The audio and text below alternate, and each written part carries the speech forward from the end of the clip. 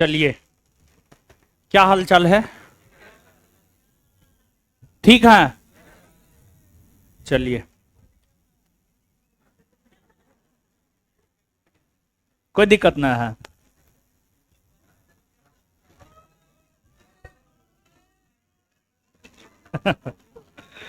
क्या चाहिए?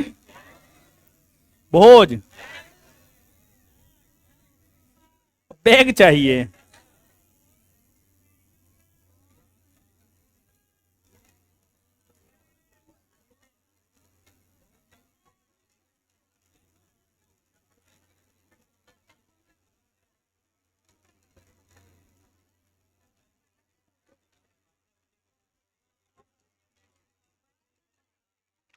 चलिए,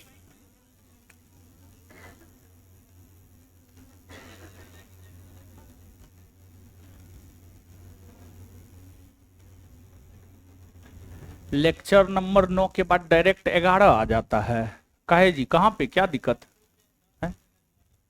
कल तो उसको सुधार देना। अरे 9 के बाद 10 से आता है। ठीक है, 11 नहीं आता है। तो आइए पढ़ते हैं। लास्ट क्लास में जलियांवाला बाग हत्याकांड को पढ़े थे। जलियांवाला बाग हत्याकांड। और आगे जो हम लोगों को पढ़ना है, असहयोग और खिलाफत आंदोलन। असहयोग आंदोलन और खिलाफत आंदोलन के विषय में जो है आगे हम लोगों को पढ़ना है। तो आप हेडिंग मारिए, असहयोग और खिलाफत आंदोलन।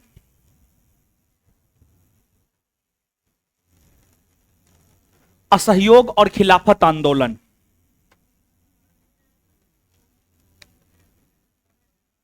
असहयोग और खिलाफत आंदोलन।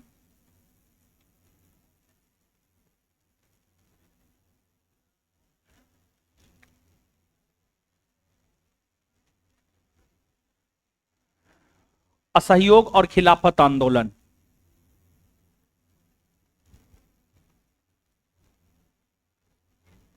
असहयोग और खिलाफत आंदोलन। चलिए, आइए समझिए। अब हीरो सब आइए समझिए। लेकिन समझने से पहले दो चार पांच क्वेश्चन हम आपसे पूछ रहे हैं, ठीक है? जवाब दीजिएगा।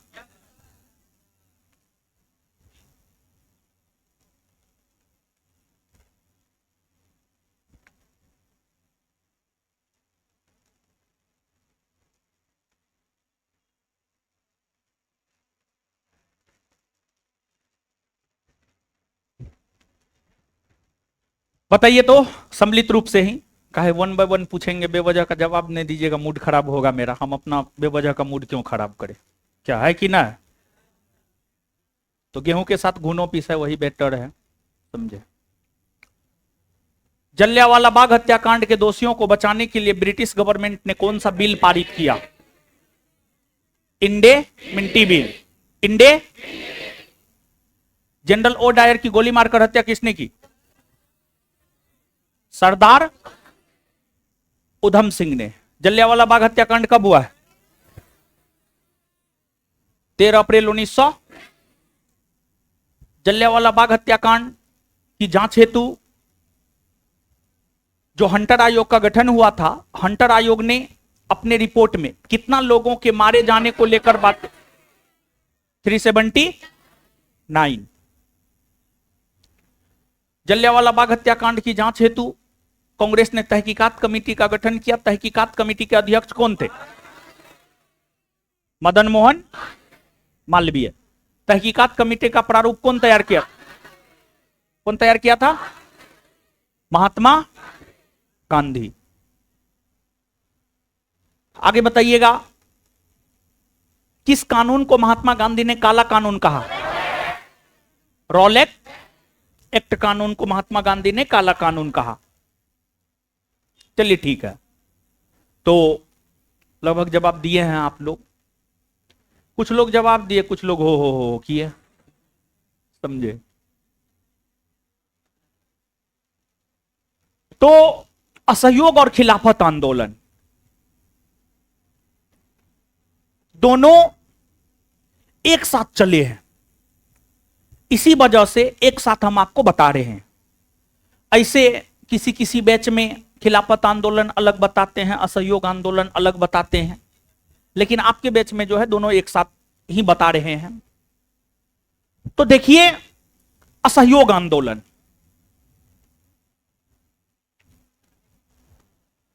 सबसे पहली बात कि असहयोग आंदोलन आखिरकार हुए क्यों? असहयोग आंदोलन आखिरकार हुए क्यों? देखिए, कोई भी घटना अगर होता है तो उसके पीछे कोई ना कोई कारण जरूर होता है। ऐसे ही कोई घटना नहीं हो जाता है।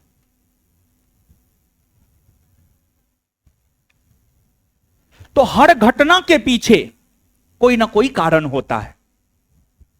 अगर असहयोग आंदोलन हुआ है तो असहयोग आंदोलन के पीछे भी कुछ कारण है। अब सवाल यह उठता है कि असहयोग आंदोलन होने के पीछे कारण क्या है? तो असहयोग आंदोलन प्रारंभ हुए हैं 1 अगस्त 1920 से।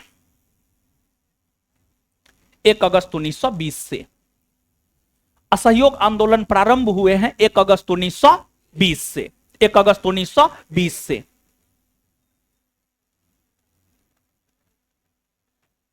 असहयोग आंदोलन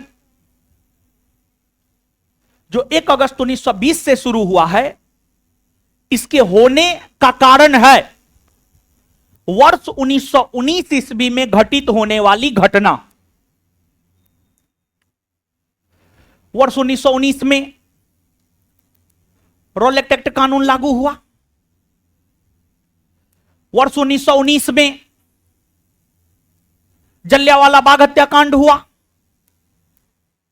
वर्ष 1919 में हंटर कमीशन आयोग का गठन हुआ। रॉलेट एक्ट कानून भी भारतीयों के आवाज को दबा रहा था। जलियांवाला बाग हत्याकांड ने निर्दोष हजारों भारतीयों को मौत के घाट उतार दिया और हंटर कमीशन आयोग का रिपोर्ट भारतीयों के पक्ष नहीं बल्कि भारतीयों के विपक्ष में था, क्योंकि हंटर कमीशन आयोग ने अपनी रिपोर्ट में जलियांवाला बाग हत्याकांड के दोषियों को बचाने का काम किया। तो इसी वजह से वर्ष 1919 ईस्वी में घटित होने वाली जो ये घटनाएं हैं, चाहे रॉलेट एक्ट कानून का लागू होना हो, चाहे जलियांवाला बाग हत्याकांड का घटित होना हो, चाहे हंटर कमीशन आयोग का रिपोर्ट आना हो जो कि भारतीयों के पक्ष में नहीं आया, ये सभी घटनाएं महात्मा गांधी को प्रेरित किया कि महात्मा गांधी एक बड़ा जन आंदोलन करे। जो छोटी छोटी घटनाएं वर्ष 1919 ईस्वी में घटित हुई, उन घटनाओं ने गांधी जी को असहयोग आंदोलन चलाने को प्रेरित किया। इसके अलावे 1919-20 के समय भारत के हिंदू और मुसलमानों में एक गजब प्रकार की एकता थी। तो 1919-20 ईस्वी के समय भारत के हिंदू और मुसलमानों में जो एकता थी, उस एकता ने भी गांधी जी को प्रेरित किया असहयोग आंदोलन करने पर। मतलब गांधी जी को यह लगा कि यह तो शानदार मौका है बड़ा आंदोलन करने का, क्योंकि अभी भारत के हिंदू और मुसलमान दोनों एक है, दोनों कंधा से कंधा मिलाकर चल रहा है। तो ये सभी असहयोग आंदोलन शुरू करने की परिस्थिति को तैयार किया। और जब असहयोग आंदोलन शुरू होने की परिस्थिति तैयार हुई तो उन परिस्थितियों का फायदा महात्मा गांधी ने उठाया और फिर महात्मा गांधी के नेतृत्व में 1 अगस्त 1920 ईस्वी से असहयोग आंदोलन की शुरुआत हुई। 1 अगस्त 1920 ईस्वी से असहयोग आंदोलन की शुरुआत हुई। ठीक है, 1 अगस्त 1920 से असहयोग आंदोलन की शुरुआत हुई। अब देखिए, यहां पर हमने आपको एक बात बतलाया कि 1919-20 के समय भारत के हिंदू मुसलमानों में जबरदस्त एकता थी। उस एकता का कारण क्या था? उस एकता का कारण एक खिलाफत आंदोलन का होना भी है। अब खिलाफत आंदोलन किसने किया, क्यों किया, किसके नेतृत्व में हुआ? तो खिलाफत आंदोलन अली बंधु के नेतृत्व में हुआ। अली बंधु, अली बंधु के अंतर्गत 2 भाई आया करता था। एक का नाम था मोहम्मद अली और दूसरे का नाम था शौकत अली। मोहम्मद अली अलग है, मोहम्मद अली जिन्ना अलग है। तो अली बंधु जिसके अंतर्गत 2 भाई आता था, एक का नाम था मोहम्मद अली और दूसरे का नाम था शौकत अली। उन्हीं दोनों के नेतृत्व में खिलाफत आंदोलन हुए। अब खिलाफत आंदोलन किसके विरोध में हुआ? तो खिलाफत आंदोलन भारत के मुसलमानों ने अंग्रेजों के विरोध में किया। खिलाफत आंदोलन की अगर हम बात करें तो जो खिलाफत आंदोलन है, यह आंदोलन भारत के मुसलमानों ने किया और भारत के मुसलमानों ने यह आंदोलन अंग्रेजों के विरोध में जाकर किया। अंग्रेजों के विरोध में जाकर किया। अब सवाल यह उठता है कि आखिरकार भारतीय मुसलमानों ने अंग्रेजों के विरोध में जाकर खिलाफत आंदोलन क्यों किया? भारत के मुसलमानों ने अंग्रेजों के विरोध में जाकर खिलाफत आंदोलन क्यों किया? देखिए, इस्लाम धर्म के प्रवर्तक है आपको पैगंबर हजरत मोहम्मद साहब। पैगंबर हजरत मोहम्मद साहब का उत्तराधिकारी खलीफा कहलाया। खलीफा, जो पैगंबर हजरत मोहम्मद साहब है उनके उत्तराधिकारी कहलाए खलीफा। खलीफा। और जो खलीफा होता था वो एक प्रकार से पैगंबर हजरत मोहम्मद साहब का प्रतिनिधित्व करता था। पैगंबर हजरत मोहम्मद साहब का प्रतिनिधित्व करता था खलीफा। तो हुआ क्या, अंग्रेजों ने तुर्की के खलीफा, तुर्की एक देश है, यूरोप और एशिया महादेश के बीच में एक देश है आपको तुर्की। यहां पर है तुर्की। ये एशिया महादेश है, ये यूरोप महादेश है। एशिया महादेश और यूरोप महादेश, इन्हीं दोनों महादेशों के बीच में एक देश है तुर्की। तुर्की तुर्की का विस्तार एशिया में भी है, तुर्की का विस्तार यूरोप में भी है। तुर्की लेकिन मेनली एशिया में माना जाता है, ऐसे इसका विस्तार दोनों महादेश में है। तुर्की के खलीफा ही पूरे विश्व में मुसलमानों का प्रतिनिधिकर्ता माना जाता था। तुर्की के खलीफा पूरे विश्व में मुसलमानों के प्रतिनिधित्वकर्ता माने जाते थे।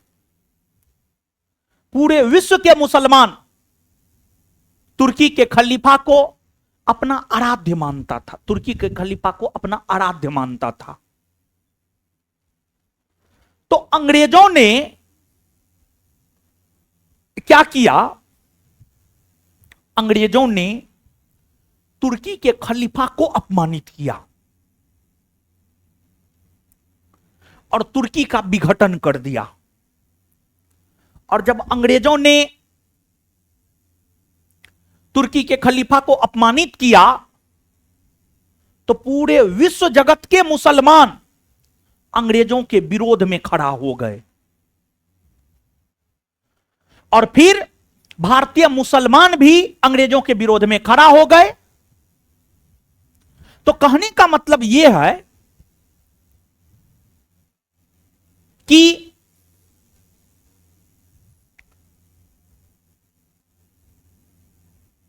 भारतीय मुसलमानों ने अंग्रेजों के खिलाफ खिलाफत आंदोलन इसलिए किया क्योंकि अंग्रेजों ने तुर्की के खलीफा को अपमानित किया और तुर्की का विघटन किया। भारतीय मुसलमान तुर्की के खलीफा को अपना आराध्य मानता था, अपना नेतृत्वकर्ता मानता था, अपना प्रतिनिधि मानता था, जिस वजह से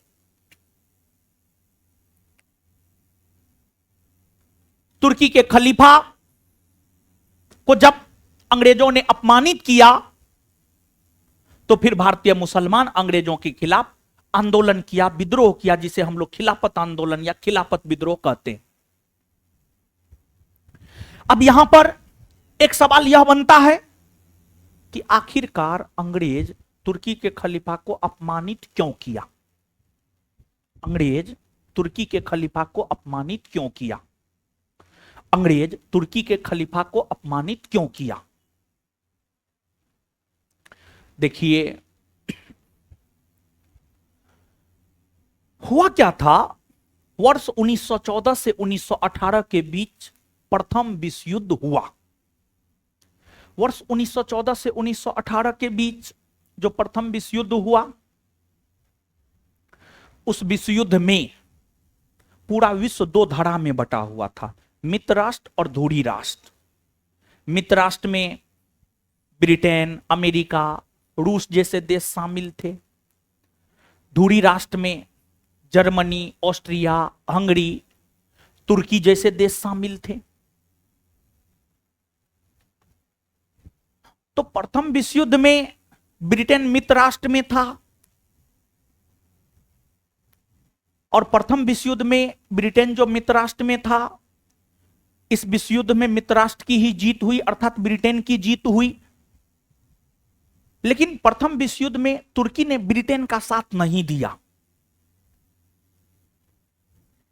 प्रथम विश्व युद्ध में तुर्की ने जो ब्रिटेन का साथ नहीं दिया, इसी वजह से ब्रिटेन खोज खोज कर उन देशों से बदला ले रहा था जो देश प्रथम विश्व युद्ध में ब्रिटेन का साथ नहीं दिया था। वैसे देश जो प्रथम विश्व युद्ध में ब्रिटेन का साथ नहीं दिया था, वैसे देश जो प्रथम विश्व युद्ध में ब्रिटेन का साथ नहीं दिया था, उन देशों से खोज खोज कर बदला ब्रिटेन ले रहा था। तो तुर्की ने प्रथम विश्व युद्ध में ब्रिटेन का साथ नहीं दिया, इसी वजह से ब्रिटेन की सरकार ने तुर्की का विघटन किया और तुर्की के खलीफा को अपमानित किया। और फिर भारतीय मुसलमान इस चीज से रुष्ट हो गए और भारतीय मुसलमान अंग्रेजों के खिलाफ जो है आंदोलन कर दिए, जिसे इतिहास में खिलाफत आंदोलन के नाम से जाना जाता है। खिलाफत आंदोलन को महात्मा गांधी ने समर्थन दिया था। खिलाफत आंदोलन को महात्मा गांधी ने समर्थन दिया था। कांग्रेस ने भी खिलाफत आंदोलन को समर्थन दिया था और खिलाफत आंदोलन के तत्वाधान में 23 नवंबर 1919 को दिल्ली में एक संयुक्त बैठक आयोजित हुई। खिलाफत आंदोलन के तत्वाधान में 23 नवंबर 1919 को दिल्ली में जो एक बैठक आयोजित हुई, उस बैठक की अध्यक्षता महात्मा गांधी ने किया था। महात्मा गांधी ने किया था, आप याद कीजिए, महात्मा गांधी को अपने जीवन में 3 लक्ष्य जान से भी प्यारा था। उसमें एक था हिंदू मुस्लिम एकता को स्थापित करना। तो भारतीय मुसलमान, सामान्य तौर पर जो भारतीय मुसलमान हुआ करते थे, वो अंग्रेजों के पक्ष में रहा करता था, अंग्रेजों को समर्थन किया करता था। लेकिन जब तुर्की के खलीफा को अपमानित किया अंग्रेजों ने, तब भारतीय मुसलमान अंग्रेजों के विरोध में आकर खड़ा हो गए। तो गांधी जी को लगा कि ये शानदार मौका है मुसलमानों से आंदोलन में सहयोग लेने का।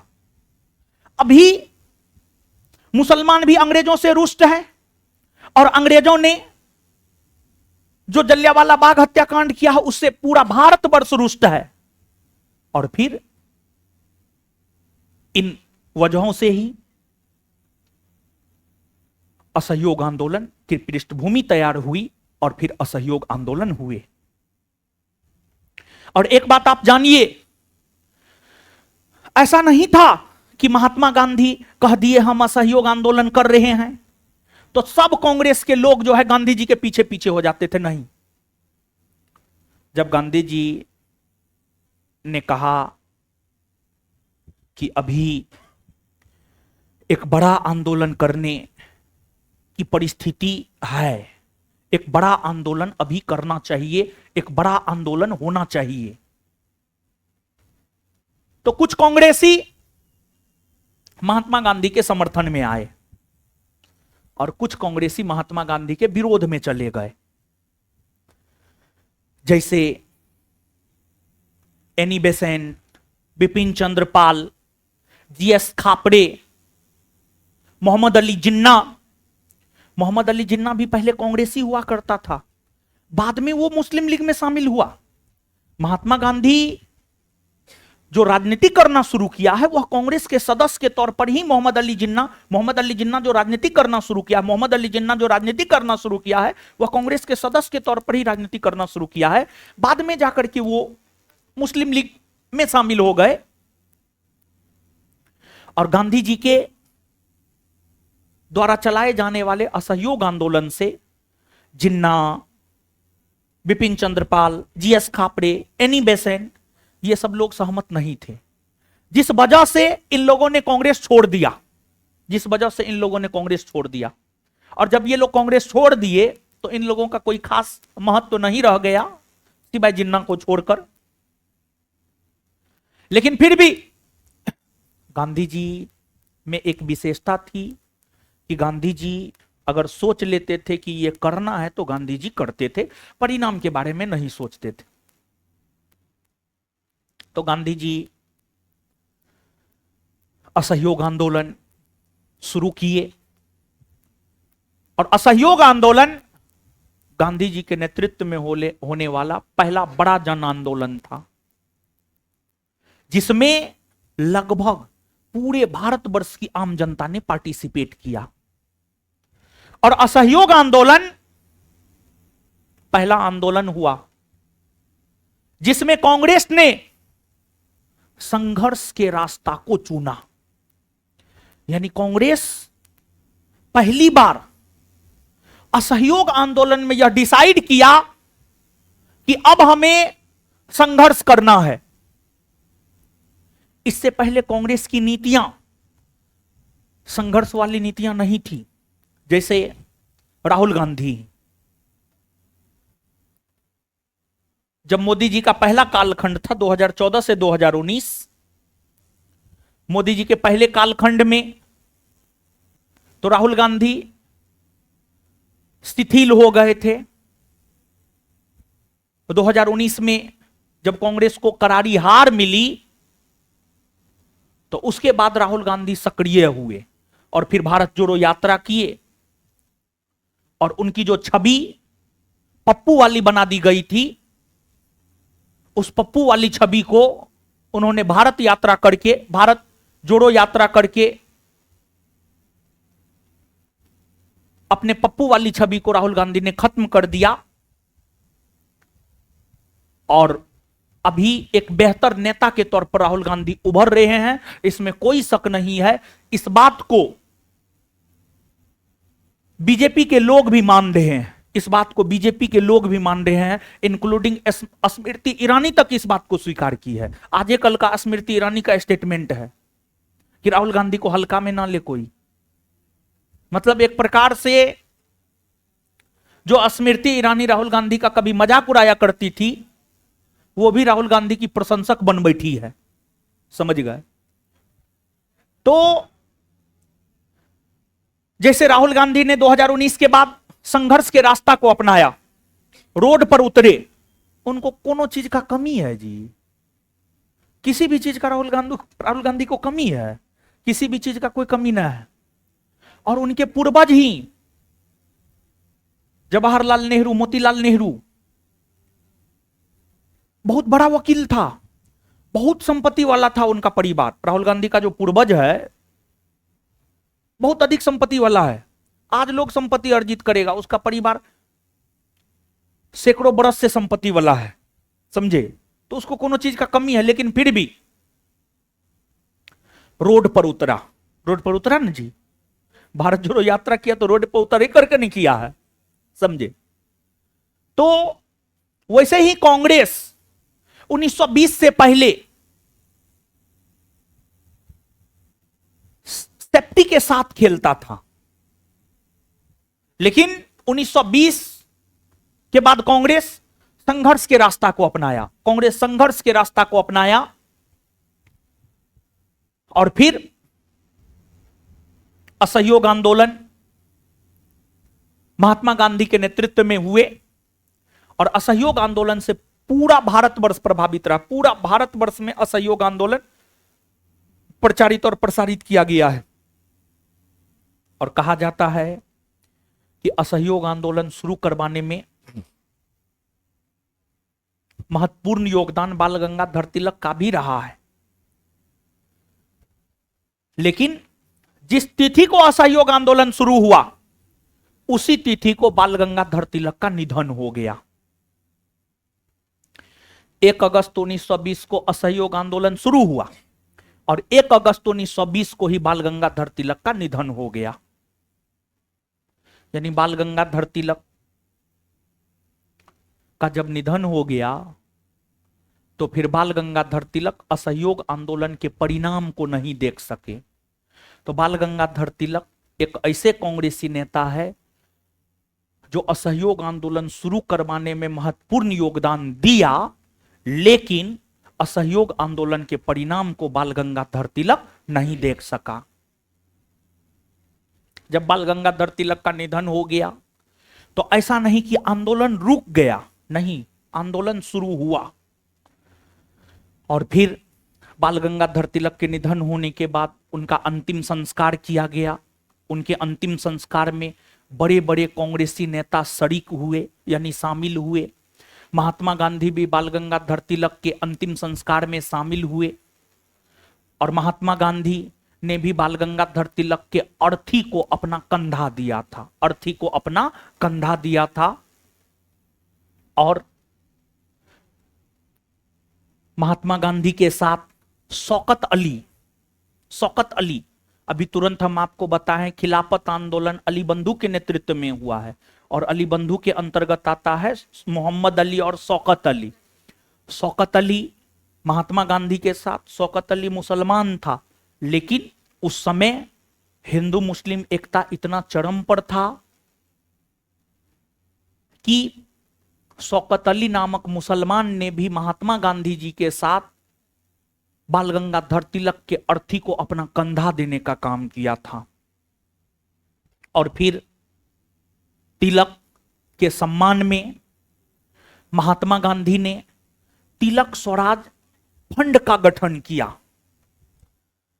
और तिलक स्वराज फंड का गठन करने के बाद महात्मा गांधी ने देश के लोगों से यह आह्वान किया कि देश के लोग जिनकी जो कैपेसिटी है उस कैपेसिटी के अनुसार तिलक स्वराज फंड में अपना योगदान दे, ताकि असहयोग आंदोलन चलाई जा सके और असहयोग आंदोलन के जरिए देश को आजादी दिलाई जा सके। महात्मा गांधी भी फकीर आदमी थे, उनके पास कुछ नहीं था। गांधी जी जब भी आंदोलन करते थे तो आम जनता से, उद्योगपतियों से पैसा इकट्ठा करके आंदोलन करते थे।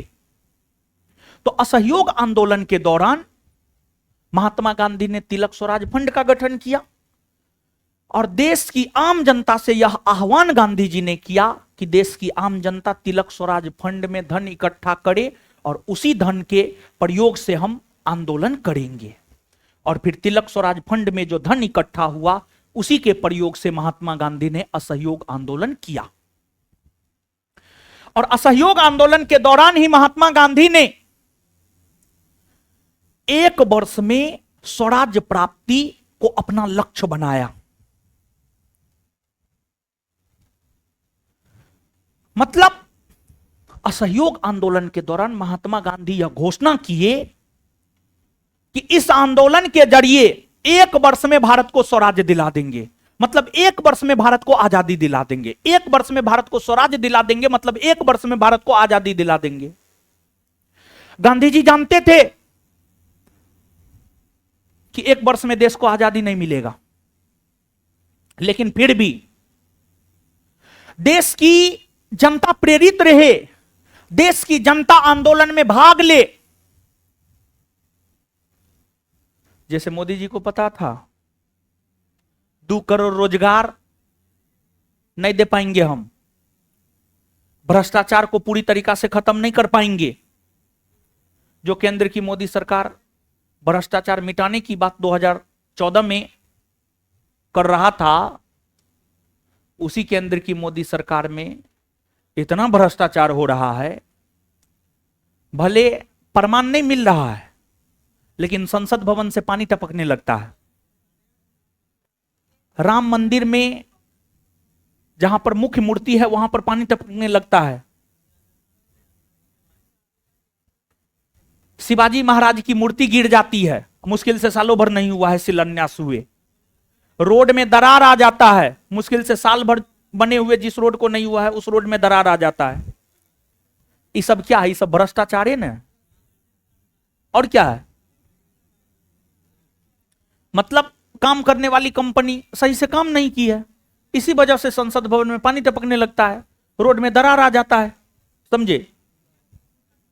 तो मोदी जी को पता था कुछ नहीं होने वाला है, नारा देकर के प्रधानमंत्री बन गए अपना। कुछ अच्छे काम भी किए हैं, ऐसा थोड़े है कि कुछ अच्छे काम नहीं किए, बहुत अच्छा काम किए हैं मोदी जी। समझे? तो वैसे ही महात्मा गांधी को पता था कि 1 वर्ष में देश को स्वराज मिलने वाला नहीं है। लेकिन अगर गांधी जी कहते कि ना ये आंदोलन से स्वराज नहीं मिलेगा, तो कोई आंदोलन में शामिल थोड़े होता, कोई नहीं होता शामिल। तो गांधी जी ने असहयोग आंदोलन के दौरान ही 1 वर्ष में स्वराज्य प्राप्ति को अपना लक्ष्य बनाया। 1 वर्ष में स्वराज्य प्राप्ति को अपना लक्ष्य बनाया। और जब गांधी जी असहयोग आंदोलन का नेतृत्व घूम घूम कर पूरे देश में कर रहे थे, तो गांधी जी ने यह देखा कि हमारे देश के 90% 80 से 90% किसान ऐसे हैं जिसके शरीर पर पूरा वस्त्र तक नहीं है। महात्मा गांधी ने असहयोग आंदोलन के दौरान देखा। महात्मा गांधी ने असहयोग आंदोलन के दौरान जब वे जगह जगह जाकर असहयोग आंदोलन का नेतृत्व कर रहे थे, तो महात्मा गांधी ने इस चीज को देखा कि हमारे देश में लोगों के शरीर पर तो पूरा वस्त्र तक नहीं है। और फिर गांधी जी प्रण लिए कि जब तक हमारे देश के सभी लोगों के पूरे शरीर पर वस्त्र नहीं चला जाता है, तब तक हम भी वस्त्र से अपने पूरे शरीर को नहीं ढकेंगे। और फिर महात्मा गांधी असहयोग आंदोलन के दौरान ही 1921 ईस्वी में लंगोट पर आ गए। लंगोट पहनने लगे। मतलब लंगोट कहने का मतलब है, गांधी जी को अगर आप चित्रों में देखेंगे, एनसीईआरटी की पुस्तक पढ़ेंगे तो उसमें गांधी जी का चित्र दिया हुआ है। आप देखेंगे गांधी जी जो धोती पहने हुए हैं उसी धोती से अपने आधे अंग को ढके हुए हैं। एक ही धोती पहने हुए हैं, उसी से अपने अंग को ढके हुए हैं। जबकि उससे पहले गांधी जी जब लंदन गए थे, कोट पेंट में गए थे, बेल्ट चश्मा टाई में गए थे। जब दक्षिण अफ्रीका से आए तो माथा पे पगड़ी या टोपी, धोती कुर्ता। लेकिन जब महात्मा गांधी देश का भ्रमण किए तो गांधी जी को यह लगा कि अगर हम कोट पेंट में रहेंगे तो आम जनता से अपने आप को कनेक्ट नहीं कर पाएंगे, आम जनता से अपने आप को कनेक्ट नहीं कर पाएंगे। आम जनता को हमसे भय रहेगा कि ये भी तो ऐसा नहीं कि दिखने में भारतीय है, वेशभूषा और स्वभाव से अंग्रेज ही हो। तो गांधी जी देश की आम जनता को यह दिखलाना चाहते थे, यह बहुत बड़ा प्रतीक है। यही सब चीज तो गांधी को गांधी बनाया। मतलब गांधी अपने आप को जो आम जनता से कनेक्ट किए, इन्हीं सब कारणों से तो लोग, आम जनता गांधी जी से कनेक्ट हुए। जब गांधी जी अर्धनग्न वाली स्थिति में रहने लगे तो देश की आम जनता को लगने लगा कि ये तो हम ही में से एक है, जो समस्या हमको है वो समस्या इसको भी है।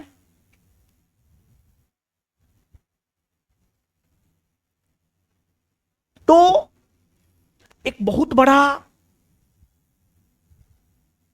संदेश गांधी जी दिए हैं। और फिर महात्मा गांधी के नेतृत्व में असहयोग आंदोलन जोर शोर से चले, आगे और भी बताएंगे। लेकिन उससे पहले अब थोड़ा सा लिखिए ना।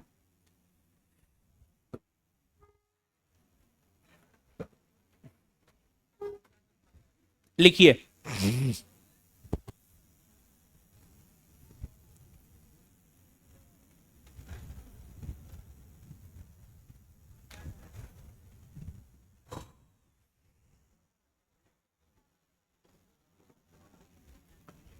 लिखिएगा।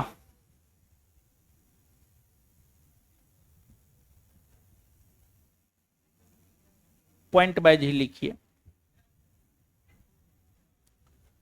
महात्मा गांधी के नेतृत्व में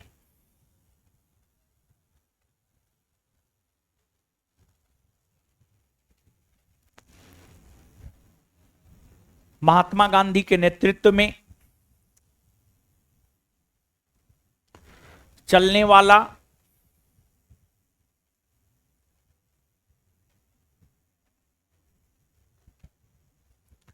पहला जन आंदोलन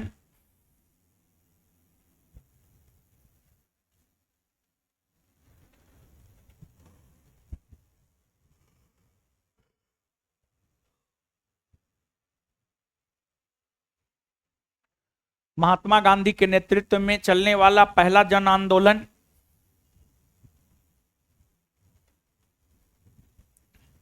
असहयोग आंदोलन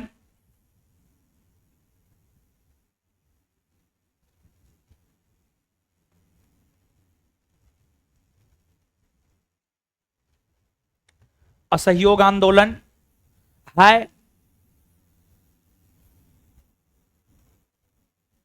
जो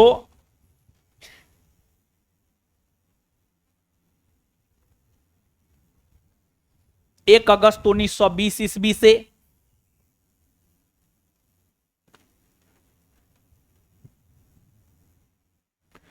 जो 1 अगस्त 1920 ईस्वी से प्रारंभ हुआ।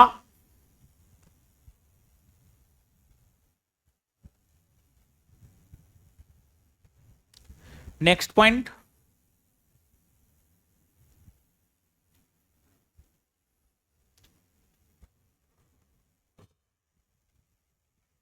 नेक्स्ट पॉइंट, गांधी जी के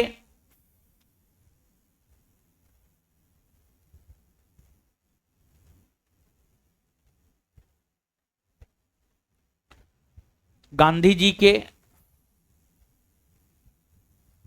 असहयोग आंदोलन से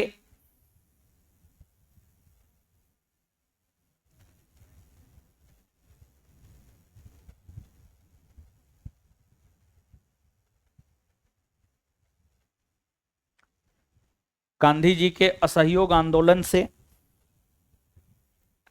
Mohammad Ali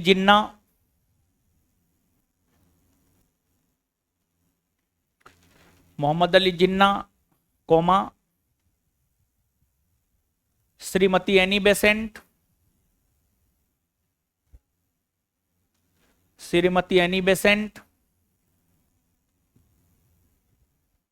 comma Bipin Chandra Pal comma GS Khaparde GS खापड़े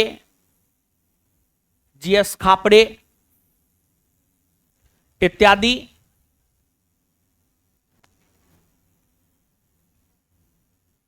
सहमत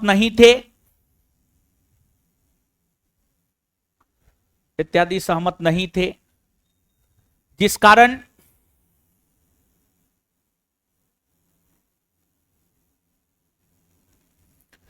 कारण इन लोगों ने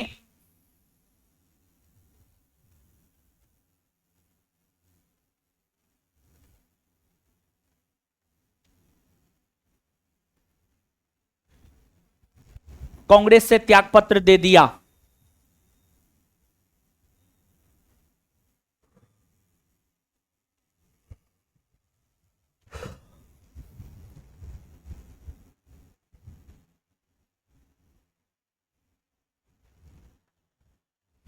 नेक्स्ट पॉइंट, असहयोग आंदोलन शुरू करवाने में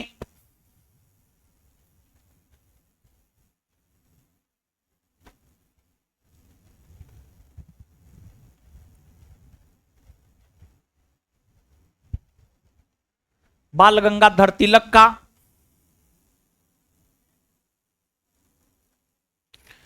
असहयोग आंदोलन शुरू करवाने में बाल गंगाधर तिलक का एक अहम योगदान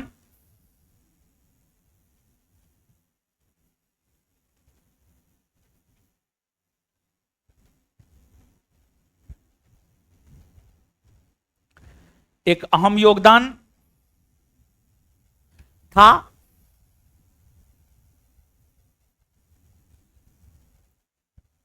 लेकिन जिस तिथि को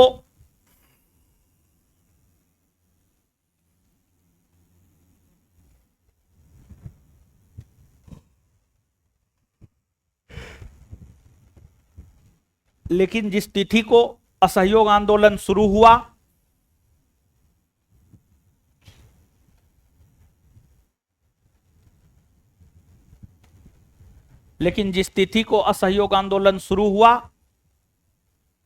उसी तिथि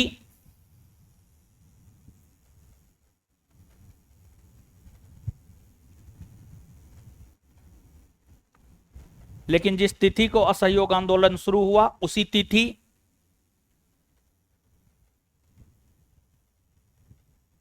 को बाल गंगाधर तिलक का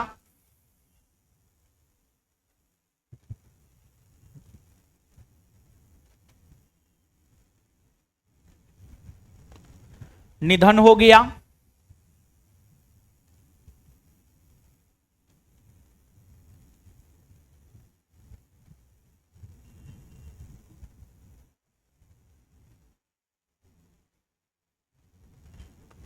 अर्थात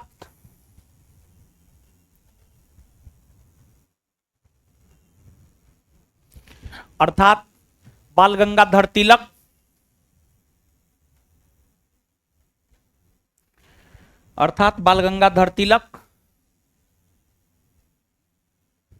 असहयोग आंदोलन के परिणाम को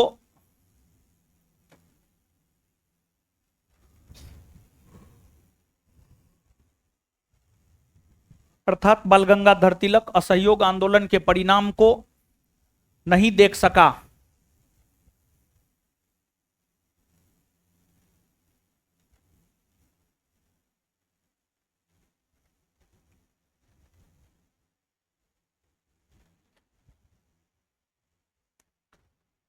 नेक्स्ट पॉइंट,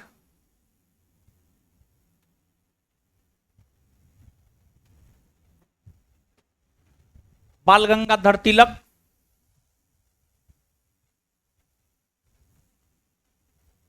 के अंतिम संस्कार में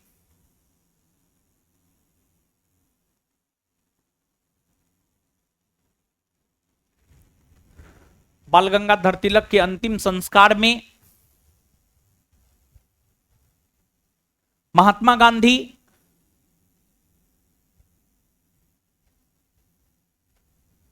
भाग लिए।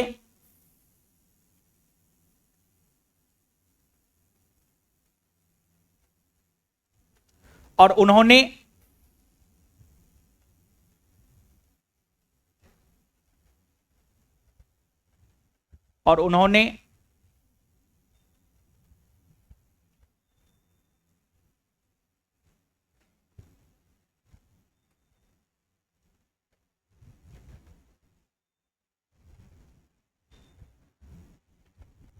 तिलक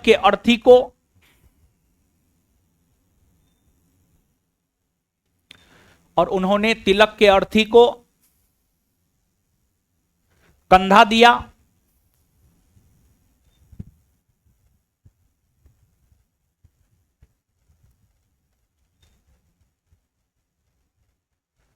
गांधी जी के साथ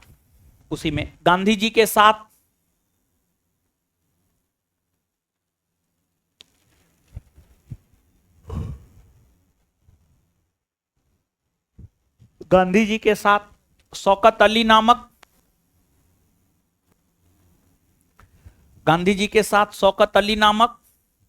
मुस्लिम नेता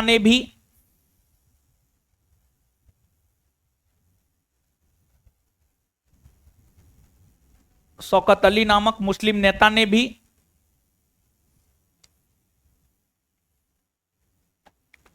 अर्थी को कंधा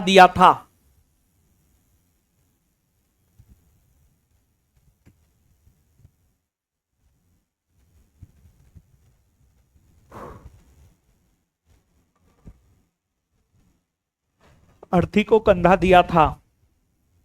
नेक्स्ट पॉइंट, तिलक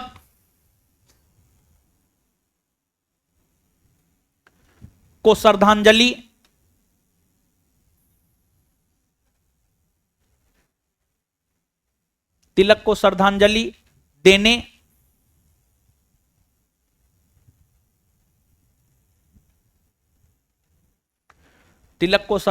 देने के उद्देश्य से ही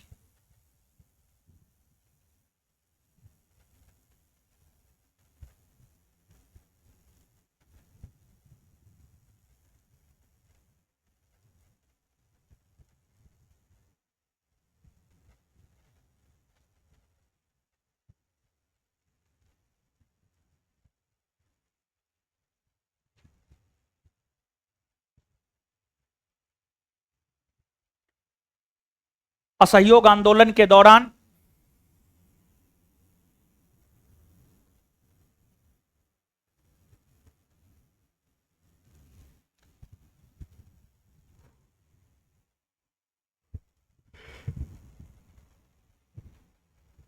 तिलक स्वराज फंड का गठन किया गया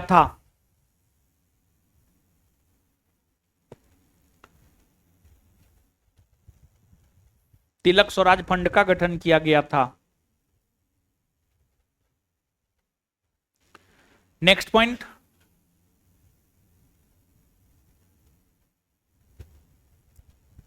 असहयोग आंदोलन के दौरान ही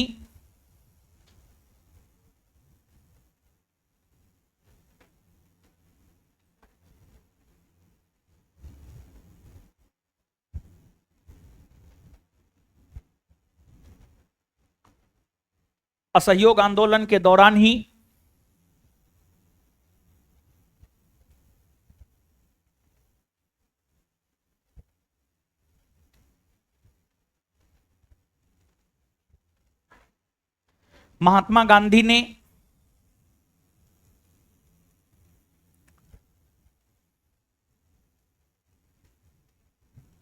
एक वर्ष में स्वराज प्राप्ति का लक्ष्य रखा था। असहयोग आंदोलन के दौरान ही महात्मा गांधी ने एक वर्ष में स्वराज प्राप्ति का लक्ष्य रखा था।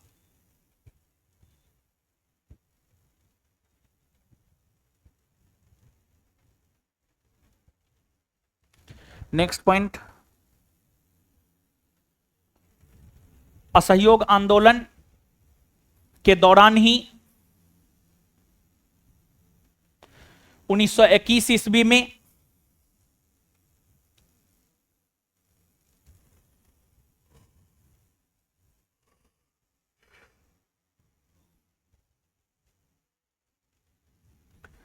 असहयोग आंदोलन के दौरान ही 1921 ईस्वी में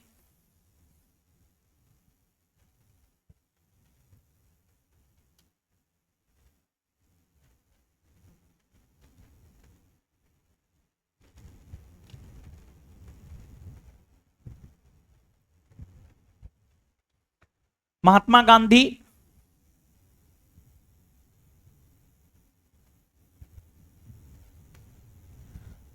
गांधी धोती कुर्ता पहनना छोड़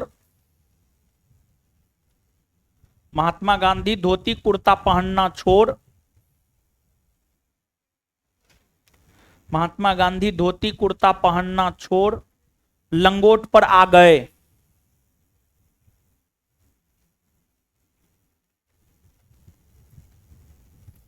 और उसके बाद लंगोटे पेरे हैं, समझे।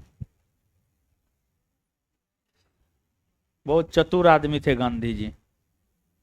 कौन कैसे समझेगा, गांधी जी को पता था, बहुत दूरदर्शी थे।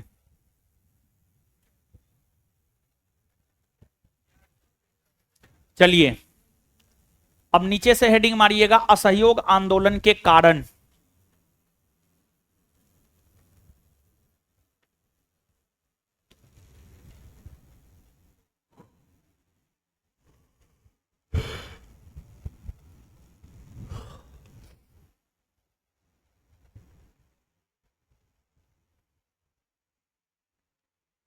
असहयोग आंदोलन के कारण।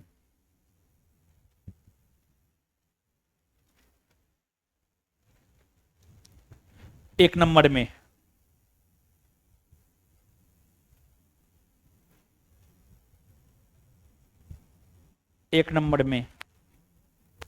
यानी असहयोग आंदोलन जो हुआ है उसका कारण क्या है, ठीक है।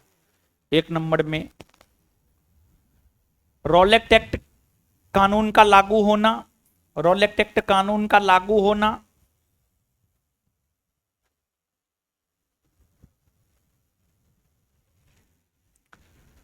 रॉलेट एक्ट कानून का लागू होना।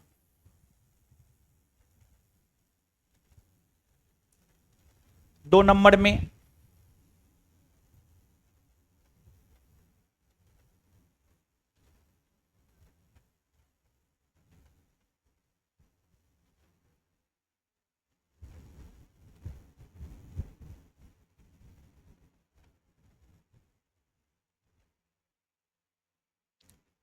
जलियांवाला बाग हत्याकांड का होना।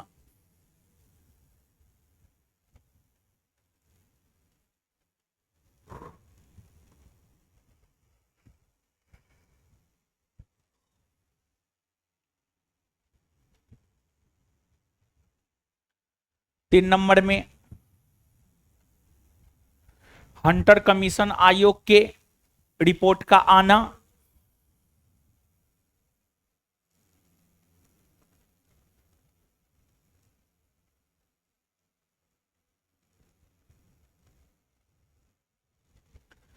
हंटर कमीशन आयोग के रिपोर्ट का आना। चार नंबर में हिंदू मुस्लिम एकता,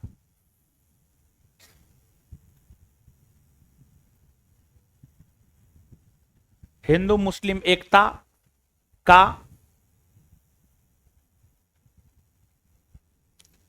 अपने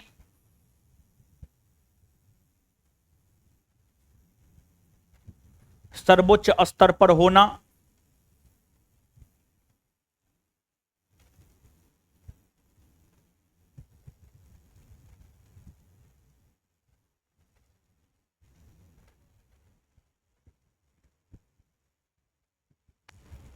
और हिंदू मुस्लिम एकता का कारण क्या था जानते हैं? खिलाफत आंदोलन। ठीक है, तो नेक्स्ट पॉइंट,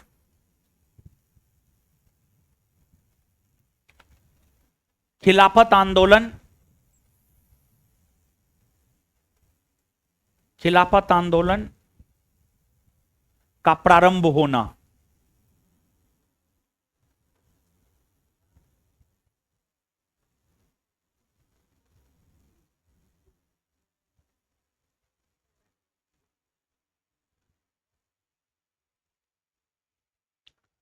खिलाफत आंदोलन का प्रारंभ होना, ये सब असहयोग आंदोलन का कारण है। ठीक है, तो अब इसमें आगे हेडिंग मारिए खिलाफत आंदोलन, हेडिंग मारिए खिलाफत आंदोलन।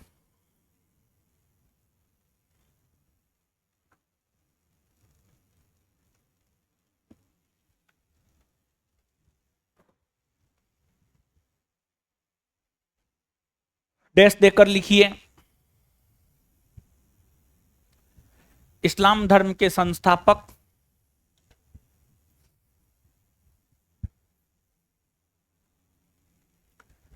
इस्लाम धर्म के संस्थापक इस्लाम धर्म के संस्थापक पैगंबर हजरत मोहम्मद साहब,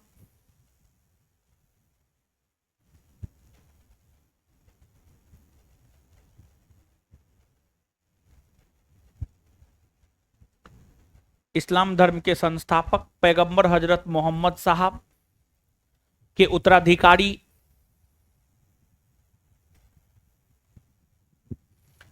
खलीफा कहलाते थे।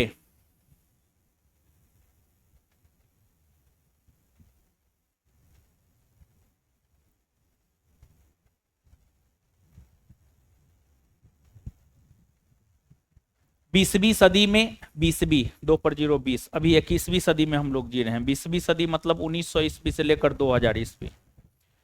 20वीं सदी में तुर्की के खलीफा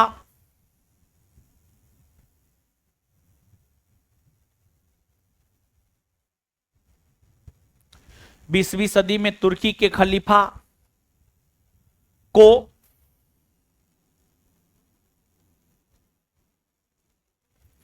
विश्व जगत के सभी मुसलमान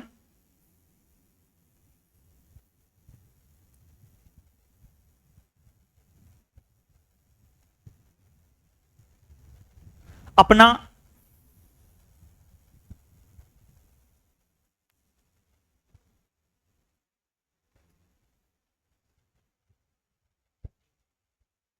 आराध्य अपना आराध्य अपना आराध्य मानता था।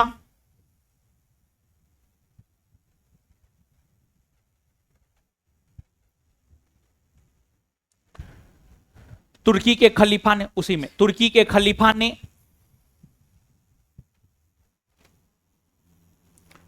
तुर्की के खलीफा ने प्रथम विश्व युद्ध में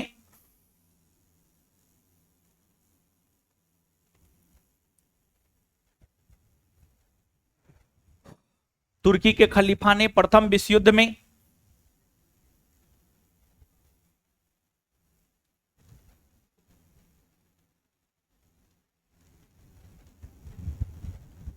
ब्रिटेन का साथ नहीं दिया।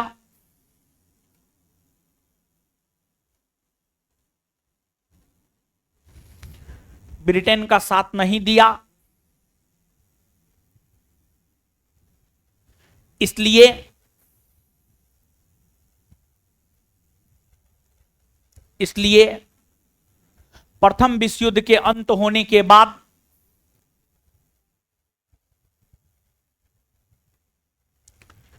इसलिए प्रथम विश्व युद्ध के अंत होने के बाद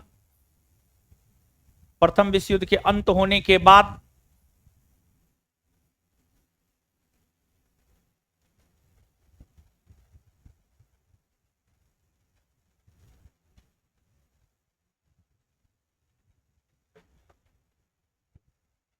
ब्रिटेन की सरकार ने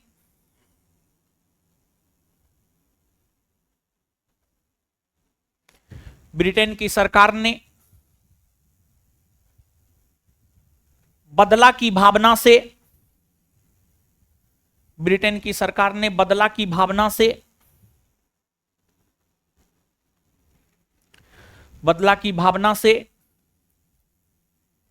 तुर्की के खलीफा को अपमानित किया।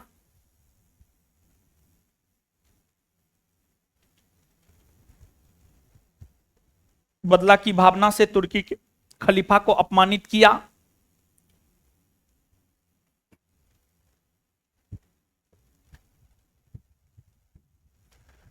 और तुर्की का विभाजन किया।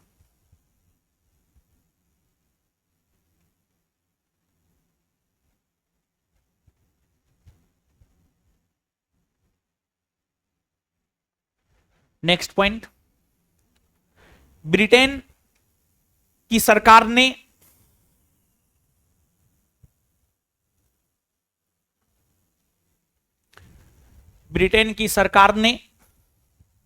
तुर्की के खलीफा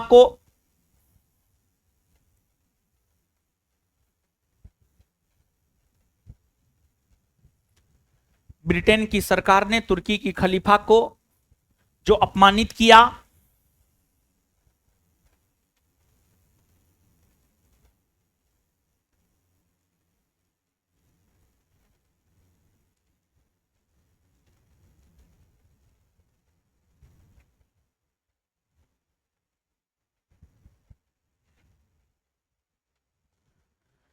यही खिलाफत आंदोलन का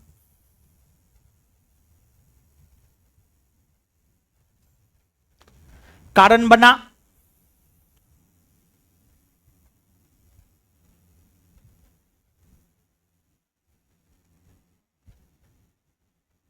और फिर यही खिलाफत आंदोलन का कारण बना और फिर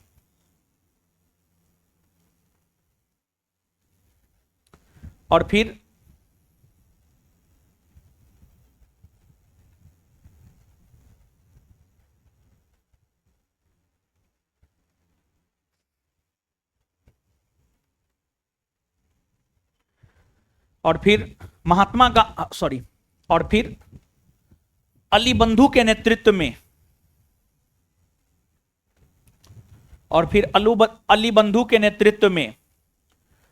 अली बंधु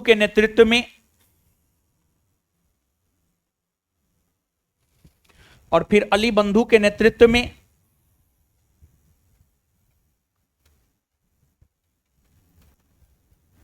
खिलाफत आंदोलन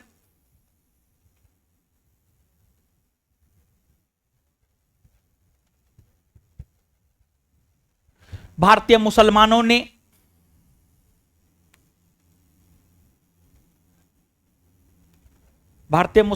ने अंग्रेजों के विरोध में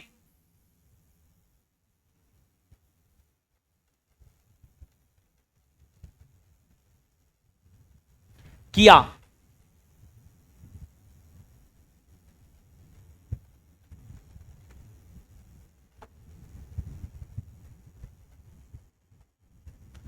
अली बंधु के अंतर्गत दो भाई मोहम्मद अली और शौकत अली था।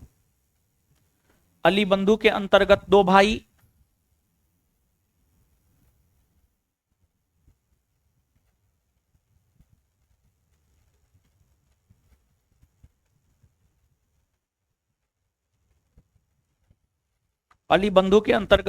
मोहम्मद अली और शौकत अली था। नेक्स्ट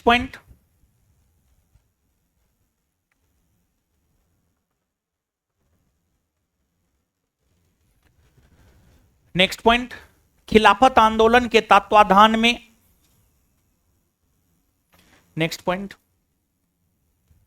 खिलाफत आंदोलन के तत्वाधान में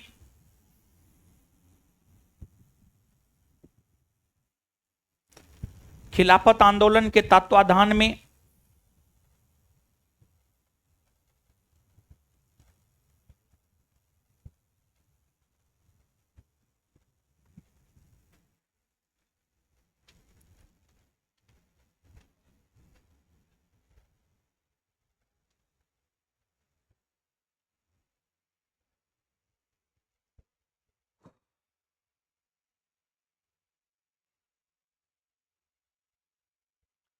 तेईस नवंबर 1919 को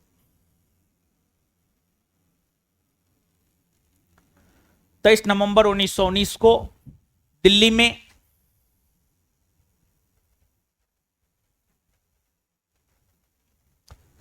23 नवंबर 1919 को दिल्ली में एक संयुक्त बैठक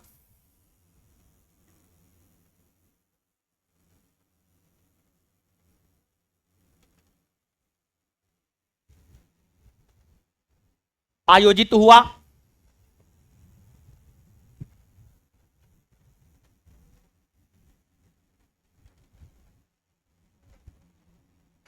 जिसकी अध्यक्षता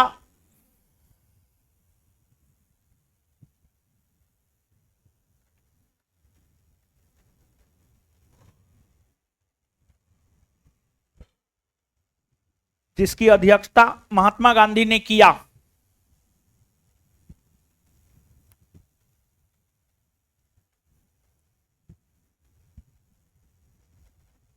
नेक्स्ट पॉइंट, अगला पॉइंट, गांधी जी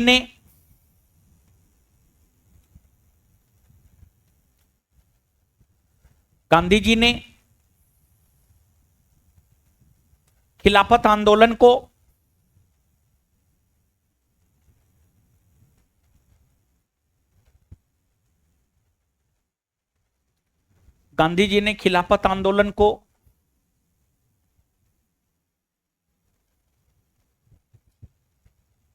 संरक्षण प्रदान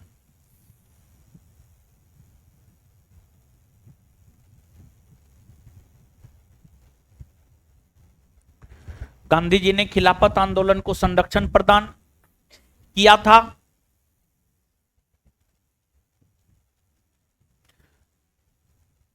समर्थन प्रदान किया था, संरक्षण ने समर्थन। गांधी जी ने खिलाफत आंदोलन को समर्थन प्रदान किया था।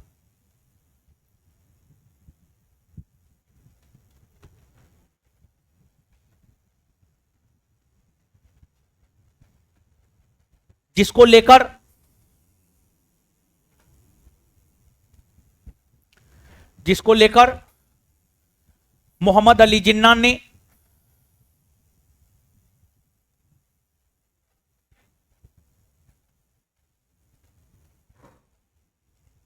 लेकर मोहम्मद अली जिन्ना ने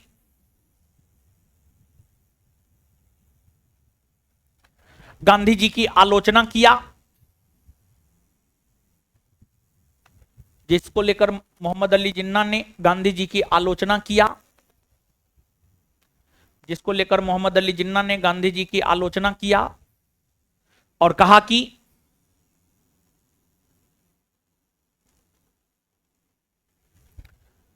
कि महात्मा गांधी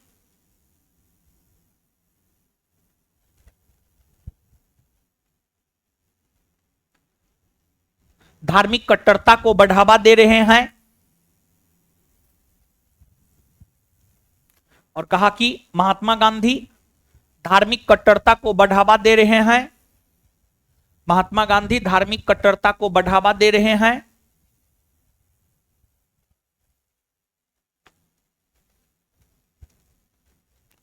धार्मिक कट्टरता को बढ़ावा दे रहे हैं और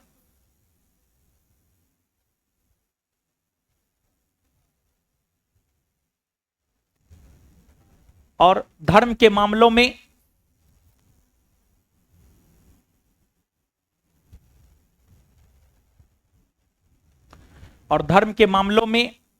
राजनीति का हस्तक्षेप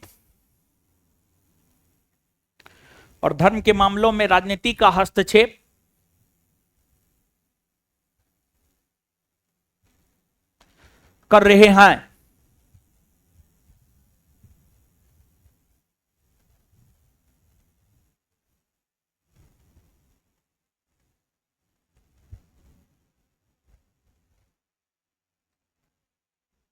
नेक्स्ट पॉइंट,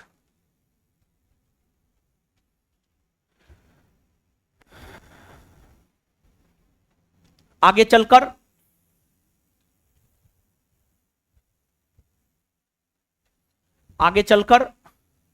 वर्ष 1924 ईस्वी में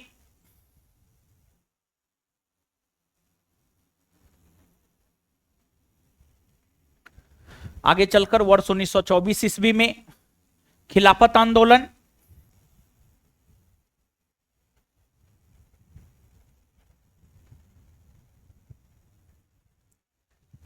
बिना किसी परिणाम के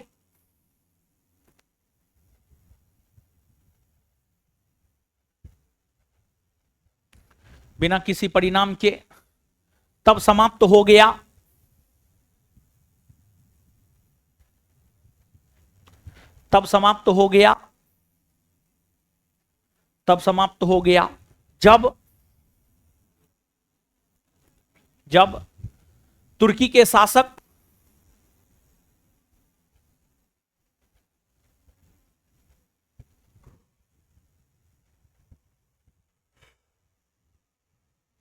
जब तुर्की के शासक मुस्तफा कमाल पाशा ने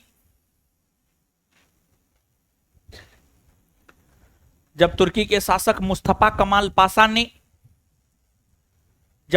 शासक मुस्तफा कमाल पाशा ने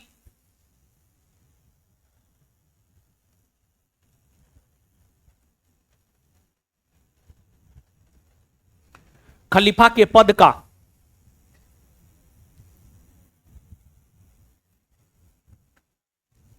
जब तुर्की के शासक मुस्तफा कमाल पाशा ने खलीफा के पद का अंत कर दिया,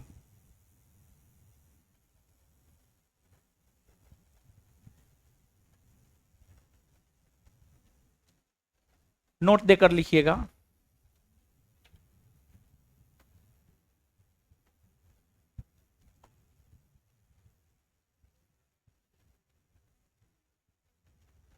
अप्रैल 1919 में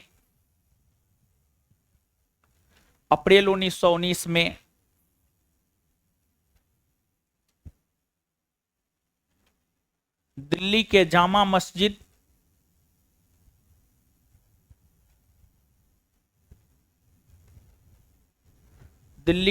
मस्जिद में होने वाले बैठक में दिल्ली के जामा मस्जिद में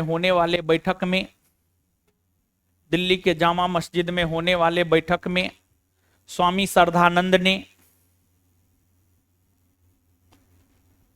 दिल्ली के जामा मस्जिद में होने वाले बैठक में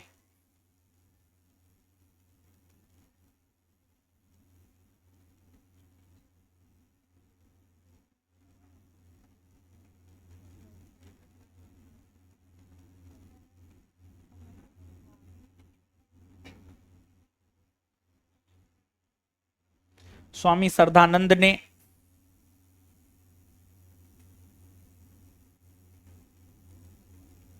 हिंदू मुस्लिम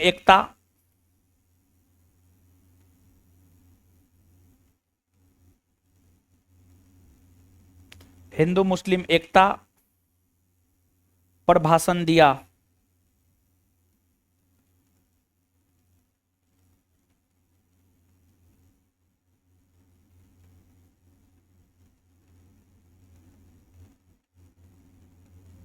चलिए, जितना समझाए हैं लिखाए हैं पढ़िए तो।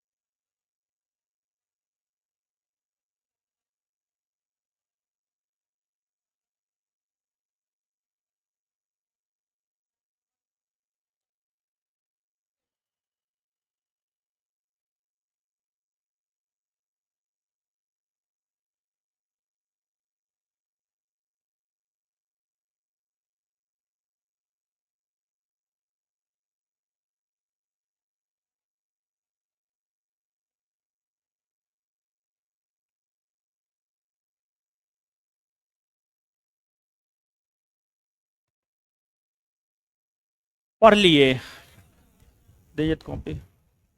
आइए याद करते हैं हीरो सब।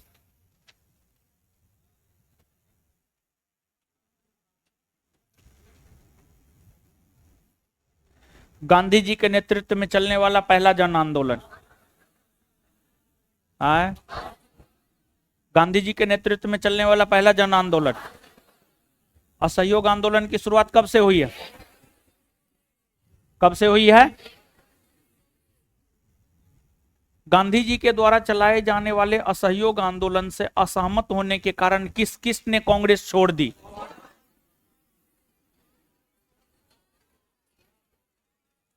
मोहम्मद अली जिन्ना, एनी बेसेंट, बिपिन चंद्रपाल और जीएस। गांधी जी के असहयोग आंदोलन चलाने की वजह से कौन कौन गांधी जी से सहमत नहीं थे, जिस कारण उन्होंने कांग्रेस छोड़ दी?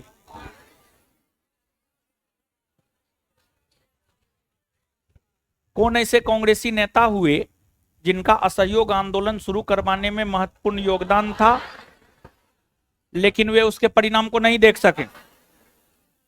बाल गंगाधर तिलक के अंतिम संस्कार में महात्मा गांधी भाग लिए थे। आए? गांधी जी के साथ तिलक के अर्थी को कंधा किस मुसलमान नेता ने दिया? गांधी जी के साथ तिलक के अर्थी को कंधा किस मुस्लिम नेता ने दिया? किसने दिया था? किस आंदोलन के दौरान तिलक स्वराज फंड का गठन किया गया? आए? किस आंदोलन के दौरान तिलक स्वराज फंड का गठन किया? एक वर्ष में स्वराज प्राप्ति का लक्ष्य महात्मा गांधी ने किस आंदोलन के दौरान रखा? किस आंदोलन के दौरान? किस आंदोलन के दौरान महात्मा गांधी धोती कुर्ता छोड़कर लंगोट पे आ गए? किस आंदोलन के दौरान? आगे बताइएगा। पैगंबर हजरत मोहम्मद साहब के उत्तराधिकारी क्या कहलाते थे? अच्छा, ब्रिटेन की सरकार ने तुर्की की खलीफा को अपमानित किया, इसी को लेकर भारतीय मुसलमानों ने अंग्रेजों के खिलाफ जो आंदोलन किया, उस आंदोलन को क्या कहते हैं? क्या कहते हैं? खिलाफत आंदोलन किसके नेतृत्व में हुआ है? मोहम्मद अली और शौकत अली या अली बंधु। खिलाफत आंदोलन किसके नेतृत्व में हुआ है? खिलाफत आंदोलन किसके नेतृत्व में हुआ? खिलाफत आंदोलन किसके नेतृत्व में हुआ है? आए? खिलाफत आंदोलन किसके नेतृत्व में हुआ है?